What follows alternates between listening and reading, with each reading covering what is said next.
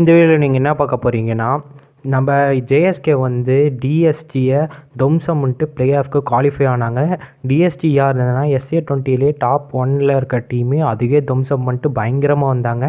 So செம்மையாக இருந்துச்சு. ஒரு த்ரில்லிங் என்கவுண்டர் மேட்ச்சு தான். ஸோ வாங்க கைஸ், என்ன மேட்ச்சில் நடந்துச்சுன்னு பார்ப்போம்.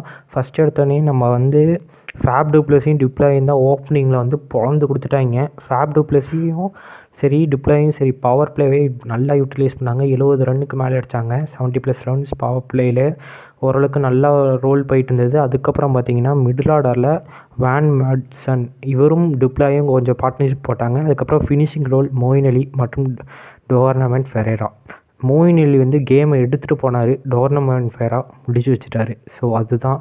ஸோ இதில் டோர்னமெண்ட் ஃபெரேரா 3 பாலில் 14 ரன் அடிச்சிருந்தார். ஸோ இது வந்து அவர் ஐகானிக் மூமெண்ட்டாக அதை கருதப்படலாம். ஏன்னா 2010ல் நம்ம டோனி என்ன பண்ணாரோ அதே தான் டோர்னமெண்ட் ஃபெரேரா. ஸோ செம்ம செலிப்ரேஷனாக இருந்துச்சு ஐகானிக்காக. ஸோ இந்த வருஷம் நம்ம ஜேஎஸ்கே வந்து கப்படிப்பாங்கன்னு எதிர்பார்ப்போம். ஸோ யார் கூட நடக்குதுன்னா நம்மளுக்கும் பால் ரைசர்ஸ் தான் நடக்கணும். மேபி சான்சஸ் அதிகமாகிட்டு இருக்குது.